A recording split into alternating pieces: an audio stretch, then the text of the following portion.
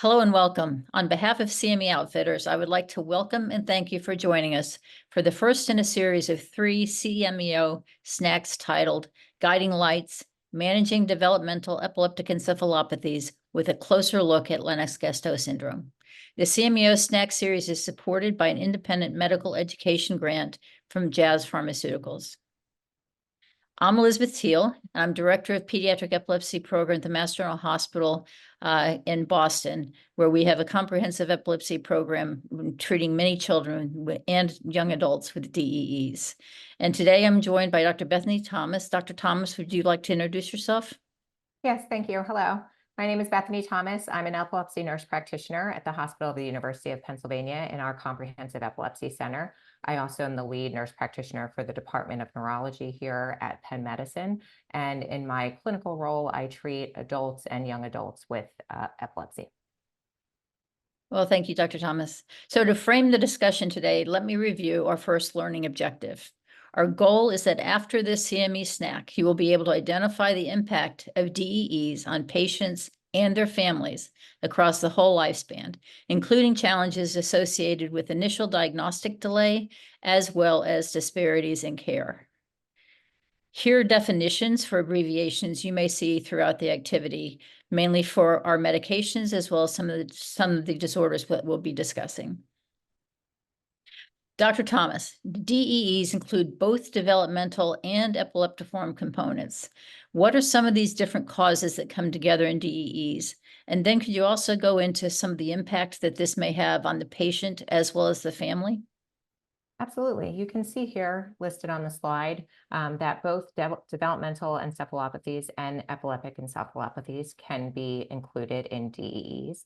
And essentially, this means that there can be genetic causes or other intellectual disabilities that contribute to any developmental delay without any coexisting epilepsy or epileptiform activity.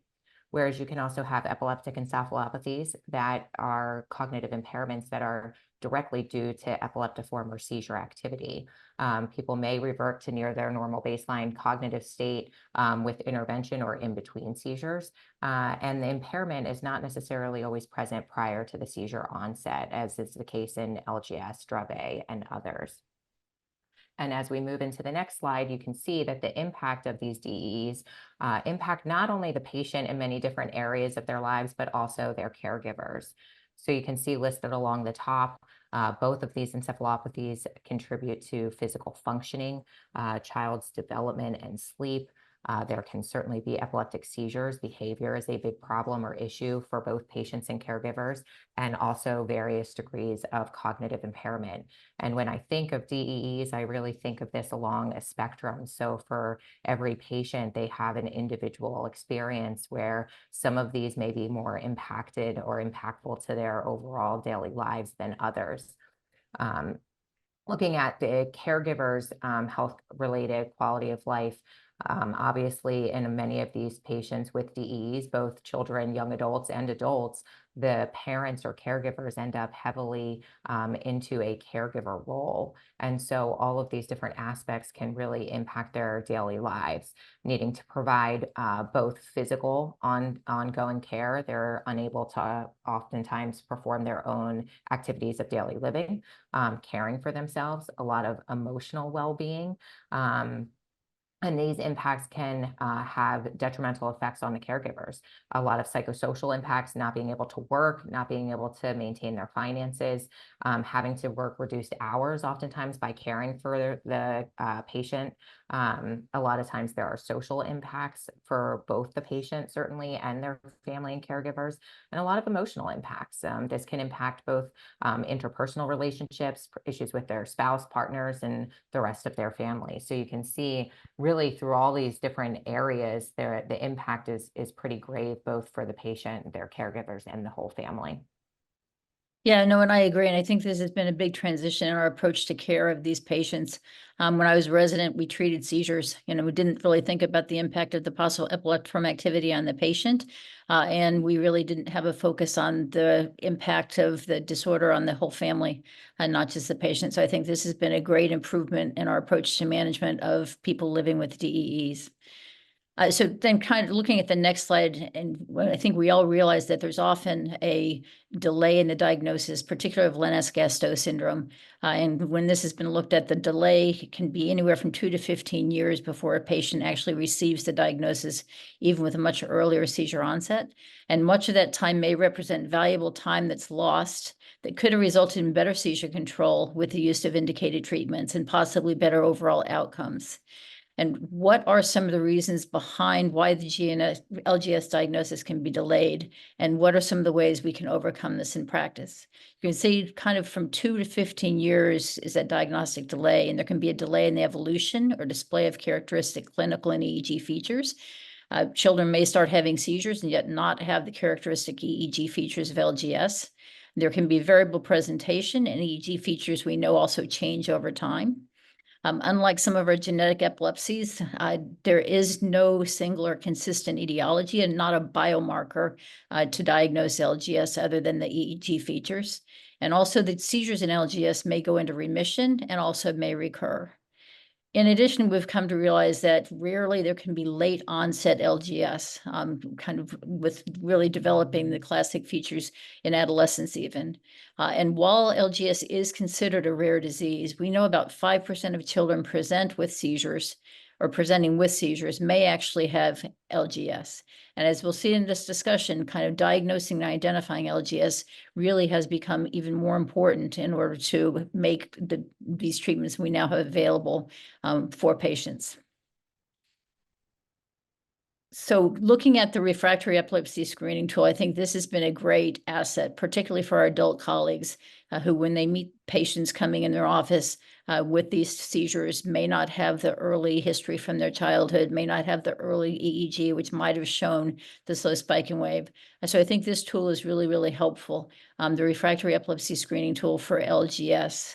And kind of, as you can see, there's a major criteria looking at the seizure types, this time of seizure onset, the EEG changes, and then cognitive impairment since childhood, and then minor criteria, things that are also frequently seen. So, Dr. Thomas, I don't know how you have found this useful in your practice or your colleagues' practice, but I know of many of my colleagues who found that this has been very helpful in identifying adult patients and diagnosing them with LGS. Absolutely. I think certainly the perspective from the adult epilepsy clinic, we have really found this tool to be very helpful in our clinical practice. Again, acknowledging the fact that this typically was an electroclinical diagnosis that was given based on specific EEG findings, which we now know are not always present in patients, specifically as they get older or reach our adult clinic. So like you mentioned, for those patients who we don't have their pediatric EEG history or who their adult EEG is no longer showing those findings, that does not necessarily mean that these patients don't carry a diagnosis of Lennox-Gastaut syndrome. So really the purpose of the tool is certainly not to undo any of the diagnostic features or criteria that we typically thought of, but really to broaden the perspective in could this possibly or likely be Lennox-Gastaut syndrome, even if some of the clinical features are now missing from the testing. And so in our adult clinic, I think we use the tool and this possible minor criteria often when we see patients who have medically refractory seizures, who have failed surgical or dietary therapies in addition to that. And certainly with other EEG abnormalities, we see a lot of GPFA or generalized paroxysmal fast activity on EEG and multiple seizure types, and really putting that picture together to ask the question, could this still be LGS even if certain pieces are missing? Now that we know that having a specific diagnosis would help this patient, not only with individualized treatment options, but as well as providing prognosis and guidance to patients and their families. And as we move to the next slide, continuing that idea with certain disparities that are present for both children and youth with epilepsy and Lennox-Gastaut syndrome, we know that children and youth with epilepsy are 3 to 6 times more likely to have other neurodevelopmental or psychological conditions. But the majority of these folks are not receiving mental health care. So a lot of this care then relies on their neurologist who's treating the seizures or epilepsy. Children and youth with epilepsy are more likely to experience premature death. And we see certainly on the adult side that late onset Lennox-Gastaut syndrome is associated with significant cognitive impairments. And this can be quite disabling. And so for a lot of our patients who we see who have cognitive impairment and debilitating seizures and epilepsy who do not carry a LGS diagnosis, oftentimes it's the cognitive impairment that really makes us take a step back and question, do we have the right diagnosis? And so it's in these cases where that REST LGS tool was really developed to help specialists and non-specialists alike. We're really trying to bridge this gap, but we know that 55% of children and youth with epilepsy have low socioeconomic status. 32% reside in rural areas, and 53% of them have public insurance, with majority having low health literacy. So we're really talking about a cohort of patients who may not have appropriate access to care or specialist care, and really trying to make sure that whether or not they're seeing epilepsy specialists, these folks are getting the right targeted treatment that is necessary for patients with LGS. Yeah, that's why I think it's really important to increase awareness about LGS and the tools to help diagnose it in adults and adolescents, because a lot of these individuals won't have access to epilepsy centers. And so we'll rely on more local neurologists and sometimes even non-neurologists in order to help manage their seizure disorder.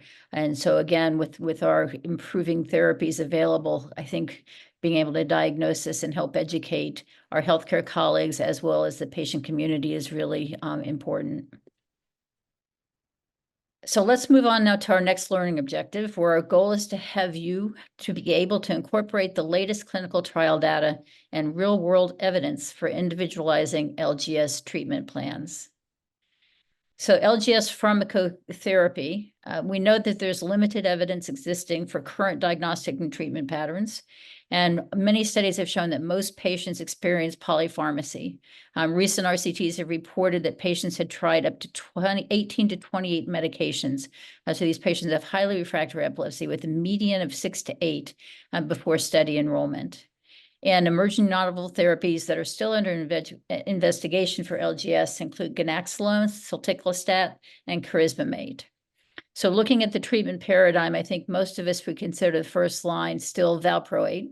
It's been out since the 1970s, well-known medication, one of our older medications with a well-established side effect profile with side effects that we know how to monitor for and manage.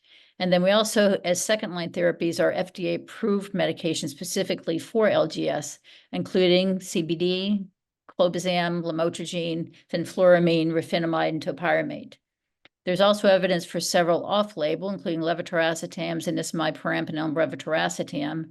And then we also know that in this patient population, that their non-pharmacological therapies are play a very important role, including dietary therapy with the ketogenic diet and low glycemic index treatment, modified Atkins, as well as neuromodulation with VNS, possibly emerging role for RNS, and for many, depending on etiology and seizure type, callosotomy or resective surgery.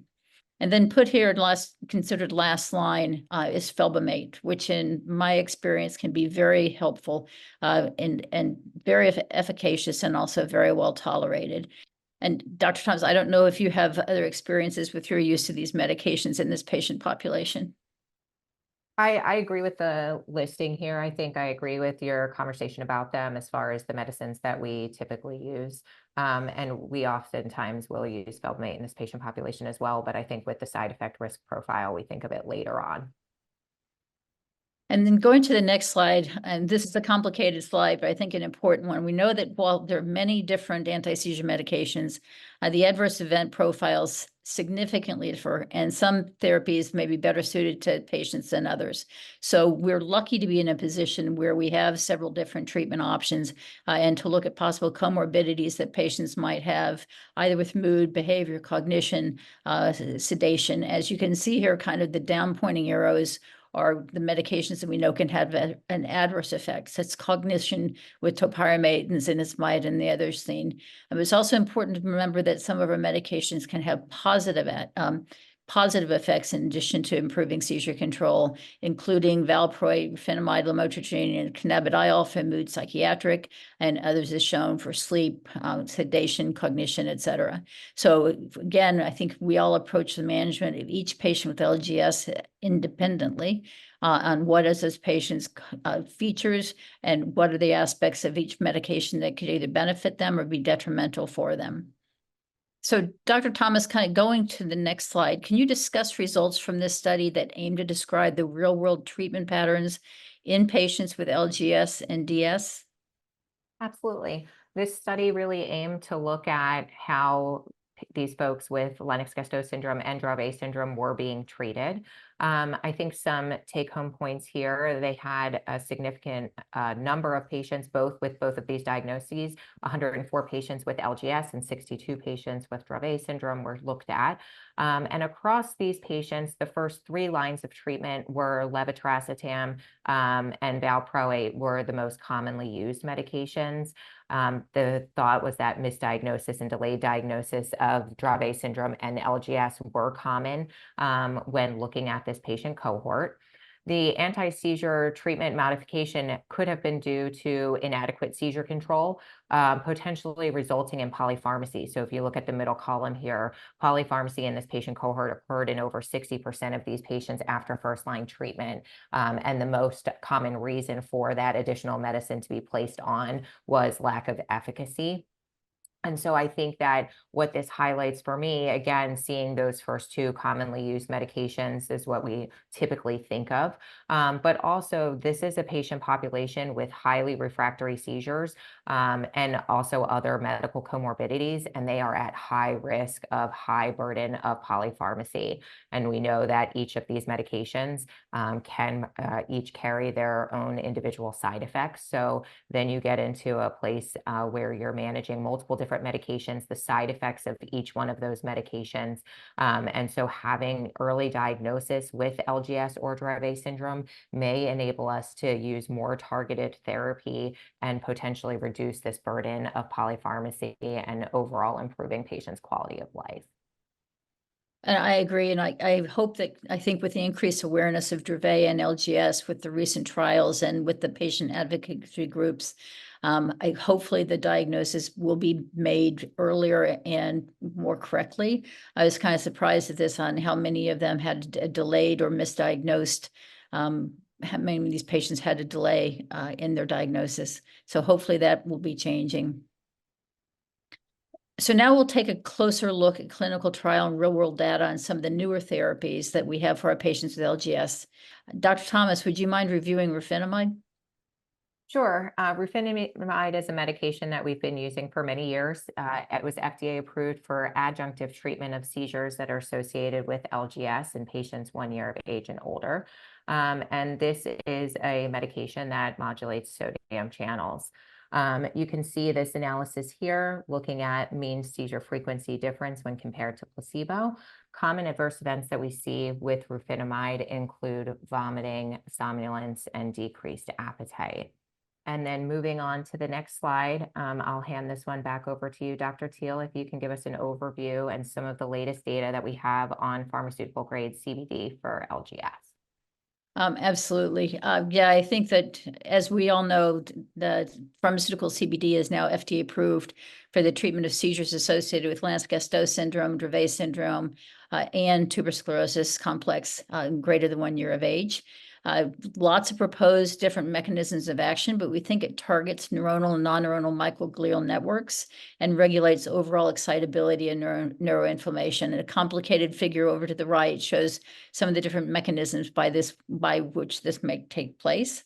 And there were several major clinical trials with the pharmaceutical grade CBD, including 2 in LGS, as well as the open label extension trial that incorporated patients from the earlier 2 RCTs.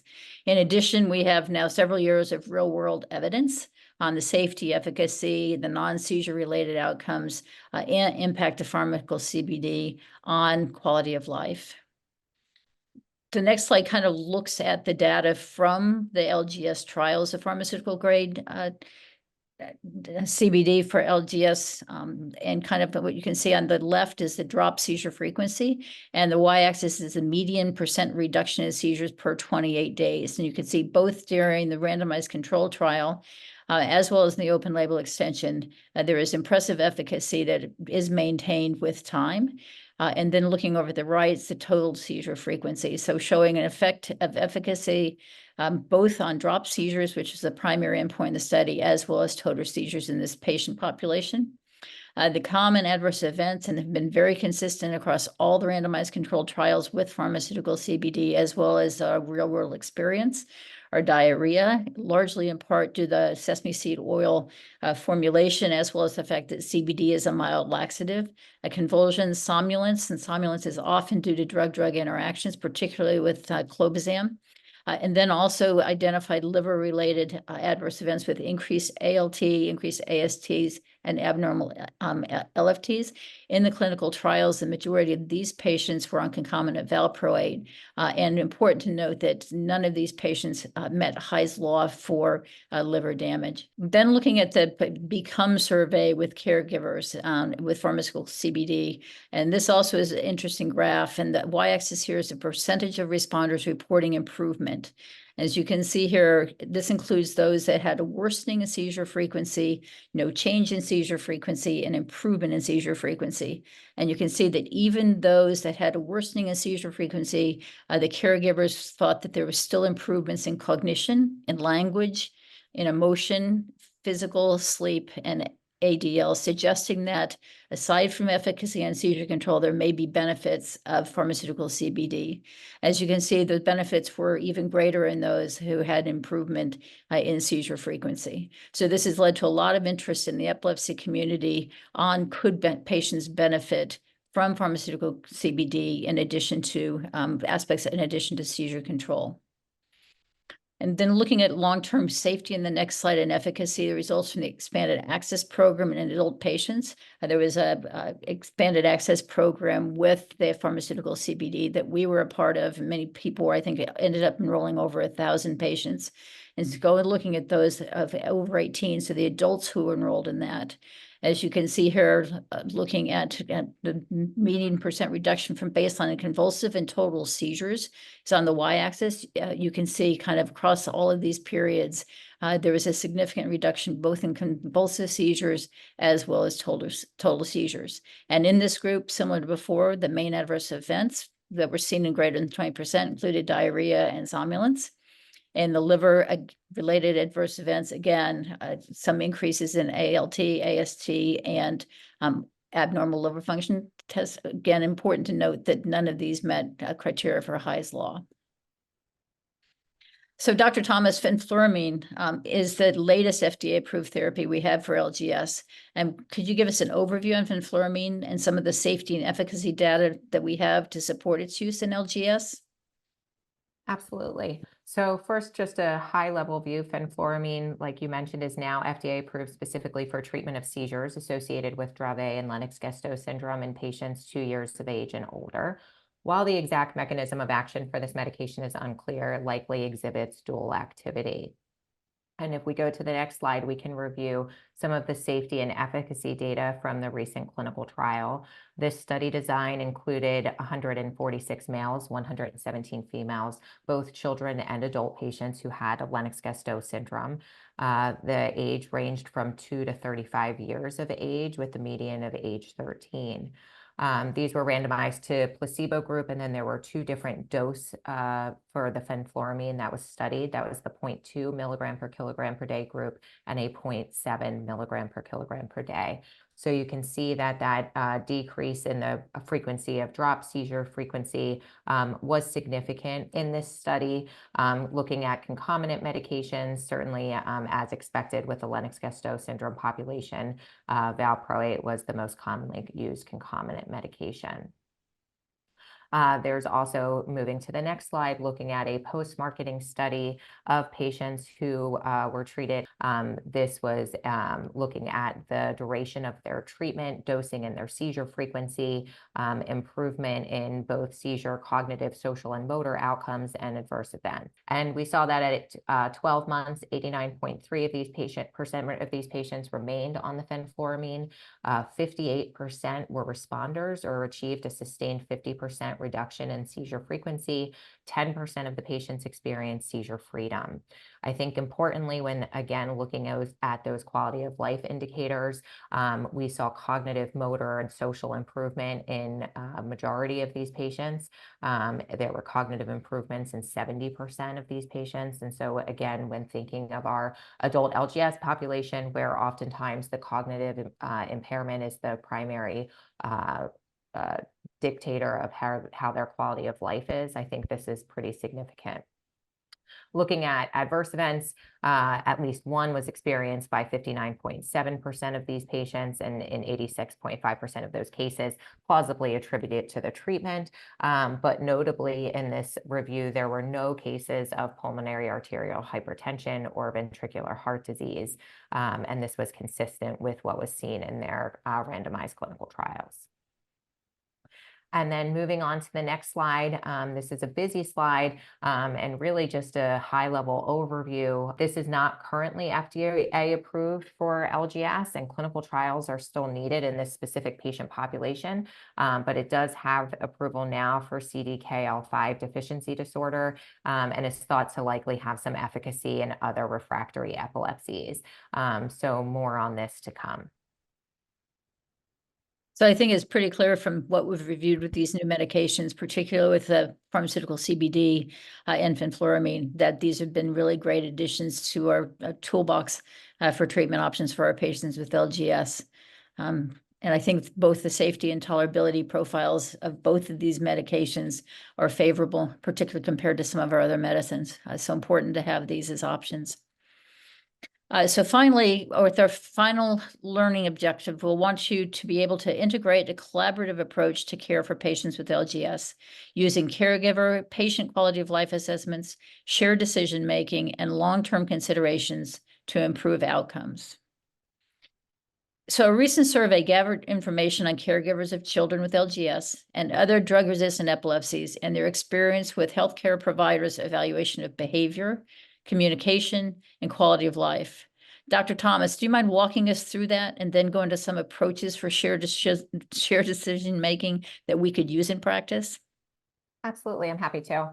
I think that this is a really important aspect of care of patients with any epileptic encephalopathy, or developmental delay, or refractory epilepsy. I think our priority as treating providers oftentimes is the number of seizures or seizure control. And that's not always the primary goal of the caregiver or the patient. Looking at the whole patient and looking at the impact across all aspects of their life, oftentimes they're more concerned about their behavior or level of engagement, level of consciousness during the day. Sometimes it's polypharmacy. And so I think having more survey instruments like this, where we're able to measure appropriately what is important to the patient, what is important to the caregiver, and make sure that we're incorporating that into our patient discussions when we're seeing them, and making sure that our goals are aligned with both the patient and caregiver goals. And I think that that was highlighted very well in this study, which really looked at caregiver responses and then what was questioning really aspects of how they felt their healthcare provider evaluated the aspects of the care that were important to them. So of the 245 caregivers that responded to this survey, vast majority agreed that their measurement of behavior or communication was really important in evaluating the patient quality of life. But concerningly, less than half of them felt that the encounters that they were having with their healthcare providers were evaluating those aspects of care well. So I think that part of the barriers are certainly a lack of specific tools or surveys to do this, or not having enough of the time that we have in our clinic to really achieve everything. So we really need to target the time that we have in order to make sure that we're meeting the goals of our care and the patient's needs. And so if we go to the next slide here, looking at shared decision-making and the share approach, This was created by the Agency for Healthcare Research and Quality to help describe the provider role in shared decision-making. And this is really looking at, in our patient population, not only our participation with the patients, but also making sure that we're including that caregiver, the family. And again, with the overall aim to make sure that our goals and our treatment decisions are aligned with what their priorities are. So share here, you can see first seeking that participation. And I think this is where surveys or communication tools would be very helpful in helping kind of bridge those gaps in what the priorities are between. Helping to explore and compare treatment options instead of being told one option. Now we know there are several different treatment options for all of the different aspects of care for encephalopathies. So really talking about different ways to treat this, whether that's surgical, medical, dietary therapies. Making sure that we're assessing the values and the preferences of the patients in order to reach that decision. And then an important part is coming back and evaluating the decision that we made. Any kind of medication change? Are there side effects to this? Is it effective? I think we do a very good job at adding medications into the mix and maybe not the best job at pulling away medicines that aren't clearly effective. And so making sure that we're minimizing the polytherapy that we provide for our patients. And so I'll keep moving through and really to bookend this to end with a patient case here. This is a case of a patient who has potentially late onset LGS, which represents rare and treatment-resistant generalized epilepsy, which is disabling and can oftentimes be associated with progressive cognitive impairment. So this is Ben, who's visiting his regular primary care doctor. He's a 34-year-old male. He's developed a new seizure onset at age 18, and that likely has become more intractable. He's averaging 5 seizures per day. He's had several medication trials. He experiences several different seizure types. He has drop seizures, tonic seizures, and generalized tonic-clonic seizures. He's not living independently at this time, really due to progression of his symptoms. He's moved in with his sibling 5 years ago. Currently, at this time, he's taking a combination of valproate, topiramate, and then he has diazepam nasal spray as a rescue medicine. Prior to this medication combination, he had tried levetiracetam in the past, and he was last seen by his neurologist 6 months ago. The reason for the primary care encounter today were that he's had new seizures, increasingly poorly controlled with the medication regimen, and the rescue medicine was no longer working for abortive therapy. This had happened several months ago and had one trip to the emergency department yesterday. And this provoked the emergency department to have him see his primary care doctor. And so after seeing this patient and administering the REST LGS score, the score was 8, and the primary care doctor recommended to go back and see the neurologist for further investigation of this. Patient goes and has an outpatient or an inpatient video EEG recording. And on that EEG recording for Ben, we saw GPFA, or generalized paroxysmal fast activity. And you can see this on the screen here. It's the first arrow. And then also saw the generalized 2 Hz slow spike wave, which is indicated by the second arrow on the screen. These findings are clearly seen in patients who have late onset LGS. So based on this EEG finding, Ben was ultimately diagnosed with Lennox-Gastaut syndrome. After asking both the patient, Ben, and his caregiver about his medications, they were able to discuss a need for better seizure control. The priority of both Ben, his family, siblings that he was living with, as well as the neurologist, was to achieve better seizure control while minimizing medication side effects. On further discussion of this with the patient, the family revealed that topiramate might have caused some problems with both Ben's mood and his cognition. And so then the neurologist discussed other options with the patient and their family, and they decided to try rufinamide as another medication option. And now look at one other patient example. This is Rian, who presents to her pediatrician. Rayon is a 10-year-old female. She was first diagnosed with Lennox-Gastaut Syndrome at age 5 and has developmental delays, but can now read at a first grade level.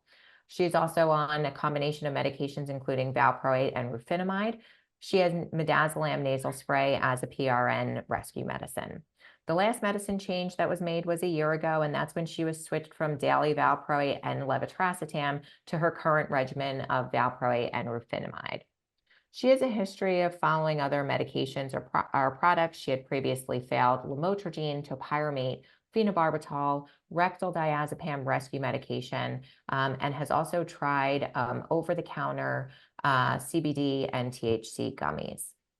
And so Rian is seen today because she has been having more seizures in the past 1 month, with about half of the seizures that she's now having as drop attacks, leaving her at risk for falls. This is an increase from previously having a seizure a week to now having more than 1 seizure every day. The caregiver discloses that they tried CBD lollipops.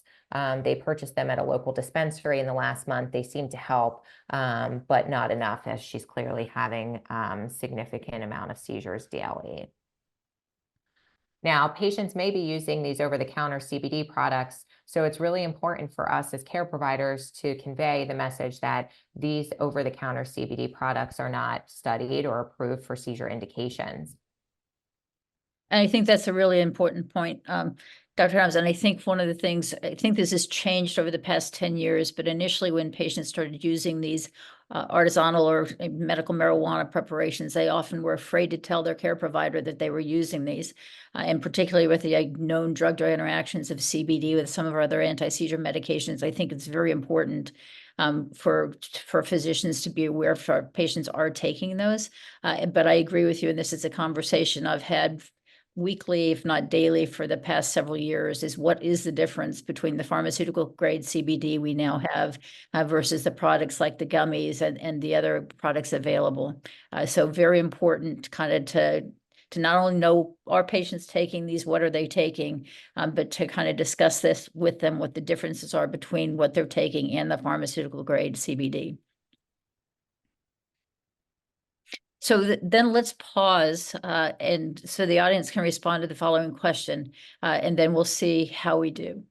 So which of the following is true regarding artisanal CBD products obtained over the counter or at a dispensary versus FDA-approved pharmaceutical CBD?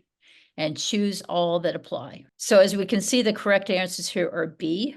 Artisanal products generally have lower but varying concentrations of CBD than pharmaceutical CBD. And D, artisanal products are loosely regulated and labeling regarding CBD concentration may be false. One of the things I've gained a lot of respect for in kind of my journey in learning more about CBD as a possible therapeutic for epilepsy is cannabis plants are very fickle, and depending on the temperature, the humidity, the soil, the sunlight, the concentration of the different chemicals, including cannabinoids in the plant, can vary significantly. Regarding the second comment about loosely regulated and labeling regarding concentration can be false. The FDA now a couple times have gone to different dispensaries and gotten high CBD, labeled high CBD products and tested, and many of them did not contain the amount of CBD or did not have that concentration. Some did not have CBD at all. So another discussion I have with my patients and their families are to really, without that regulation, and I'm a believer in the FDA process of regulating our medications, looking not only at efficacy, but safety and tolerability. Without that, if my patients are taking these other products, I really don't have any idea what they are taking. I absolutely agree with you and share the same perspective. Now, moving forward into a team-based approach for management of Lennox-Gastaut syndrome. Obviously, this is a topic that is near and dear to my heart. As I am a nurse practitioner, I work in a multidisciplinary team in the epilepsy center where I work, and we utilize nurse practitioners to improve our access to care for our patients. Obviously, we work hand in hand with our adult neurologists and epileptologists. And so I think broadly, it's really important to acknowledge and value the role that everybody plays in providing optimal care for patients with Lennox-Gastaut syndrome. Certainly, we rely heavily on the primary care doctor, the internist, advanced practice providers, pediatrician, the caregiver plays a role, and then certainly the guidance of the neurologist and epileptologist. In addition to the medical providers that are seen here on the screen, there are also various different specialties and disciplines that are oftentimes needed to provide optimal care for the lifelong medical needs of patients with Lennox-Gastaut syndrome. This may include speech therapy, occupational therapy, physical therapy, physiatry, any different subspecialist for any other medical comorbidities. A lot of psychiatry is involved in the care of these patients, as well as other medical subspecialties such as cardiology or gastroenterology. And so having a shared care model here and team-based approach really helps to optimize the care that we provide to these very complex patients. I'll take one side note here and put on my transition of care hat. In my role here, I coordinate the transition of care from our pediatric center into our adult epilepsy center. And I think having this team-based management is really helpful, specifically in the transition of care, making sure that the care that is so well provided on the pediatric side with multidisciplinary specialists is carried over into the adult world. And oftentimes this is a little bit more spread out and not always in the same center, but making sure that we're able to continue this and provide this for the patient as they come over to the adult centers, I think is one of the most important pieces of the transition process. And I completely agree with you. I think many of us are still working out what is the optimal way to transition our patients. And I think I like this slide because it demonstrates that with these patients, actually with all of our patients, but particularly with our patients with Lennox-Gastaut syndrome, and not only the highly refractory epilepsy they typically have, but all the other issues, I think it's really important to remember we're not just treating seizures, we're taking care of people and their families. And so I think a team approach is really a very valuable and important way to view that care. So then let's summarize with our SMART goals: specific, measurable, attainable, relevant, and timely. That is what we hope our audience will take from this presentation to apply to your practice. To recognize that the major impact of DEEs on patients and their caregivers, families, and practice, how cases of delayed or misdiagnosis contributes to poorer outcomes, and how REST LGS may help any practitioner, including specialists and non-specialists. You know, like in the case that we discussed, it was a PCP that used the REST to help determine the patient might have LGS. And that might be able to identify patients that recognize a need for further workup for LGS. Also able to identify how many of our anti-seizure medications may impact patients, and that the potential newer FDA-approved medications and emerging therapies to have real potential to change outcomes and improve quality of life, in addition to improving seizure control. Then importantly, very importantly, it's the idea of using multidisciplinary strategies for quality, including quality of life evaluations and care throughout the lifespan to ensure optimal patient outcomes in those living with LGS. And so I'd like these activities and a wide variety of activities and resources on rare diseases like LGS are available on the CME Outfitters Rare Disease Educational Hub.